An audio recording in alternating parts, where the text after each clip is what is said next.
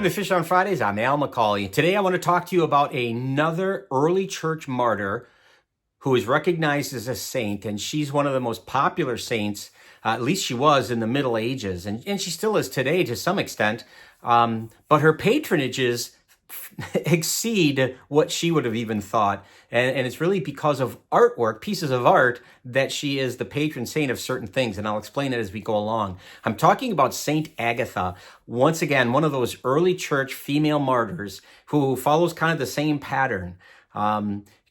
Christianity has been persecuted by the Roman Empire. There's a young lady who's, in this case, beautiful, wealthy, part of nobility, who has really taken to the message of Christianity. She wants to become Christian, desires to become a virgin for Christ and commit herself to that lifestyle. And then famously, a Roman soldier or higher up in the Roman ranks will see her, will fall madly in love with her and want to marry her. And of course, she is going to reject all the proposals. In this case, the soldier's name or the official's name was Quintianus, and he's going to make many, many proposals of marriage with her, and she's going to refuse every one of them, having been consecrated to Christ. And like many other virgin martyrs prior to her, she's going to be unfortunately tortured severely. I would say in some cases, St. Agatha is tortured in worse ways than others, and for a longer period of time. She's going to be, first of all, sentenced to a brothel and everything that might imply. She's going to live there for a month. So she's going to be tortured in a very violent way for about a month, and she will still refuse to give up her love for and devotion for Christ. And so she's taken to a prison where she is subject to the rack, meaning her limbs will be stretched. She's pierced with hooks. She is burned and whipped, just repeatedly tortured. And eventually, because they would get nowhere and she would not renounce her Christian faith, they severed her breasts. And then they took her back to her prison cell. Now, it's said that in the night after that last torture was visited upon her, that St. Peter appeared to her in a vision and was able to give her a salve or a cream that she was able to use, and it restored her body to full health. Miraculous story of that. So nonetheless, the Roman officials are going to hear about this, see her that she's fully restored and that she's going to not give up her faith in Christ, and they're going to kill her outright. So again, one of these young females very devoted to Christ, who's going to be an early church martyr.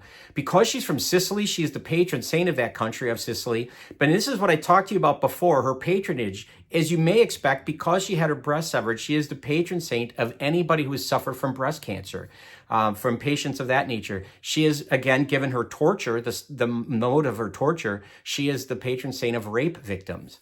Those things make sense. What might not make sense is she's also the patron saint of bell makers and bakers. And the reason is, famously in art, in holy cards and other pieces of art, Agatha is repeatedly shown holding a tray with her severed breasts. And a lot of people who were illiterate, did not know her story, but read art, would see these objects and they mistook them either for bells or for bread or buns, loaves of bread. And so she was, from like day one when these pieces of art were produced, she was invoked as the patron saint of bell makers and of bakers. Again, wrongly, because they didn't understand what they were looking at in the picture, but nonetheless, she is a very powerful patron, regardless of what you want to call on her for and ask her to pray with you for. One of the other things she's known for is she's oftentimes, not the only one, but oftentimes invoked as a patroness against fires.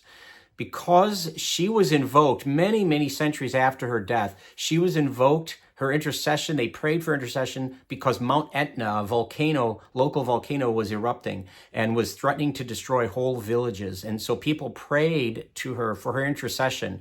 And it was said that the fires were kept at bay and did not destroy homes. And so that's one of the powerful ways that you can call on her. And I guess if there's a lesson to take from Saint Agatha, from her life, from her legacy, it would be to have courage, to have faith in heaven, that despite the earthly torments, and there were many visited upon her in a short period of time, despite her torments, she had remarkable courage for a young woman and remarkable faith that she would stay true to her belief in Christ and her love for Christ. And I wonder sometimes where do I stand with my courage? Will I stand up for my faith? Will I talk about my faith in such a way that other people might be drawn to it? Or am I afraid? Showing courage and belief in heaven, the afterlife, is part and parcel of who we are as Catholics, as Christians. And so I think Agatha is a good reminder to be that person of courage and that person of deep faith. We celebrate her feast every year on February 5th. So I hope on February 5th you celebrate really well this wonderful example of love, of courage, and of faith in St. Agatha. So thanks for tuning in. I hope you found this helpful. If you'd like to share the content, as always, please feel free to do so. We would love it if you would subscribe to our YouTube channel and follow us on Facebook. But either way, please keep tuning in every Friday for Fish on Fridays. Until next time, please be good to each other, and God bless.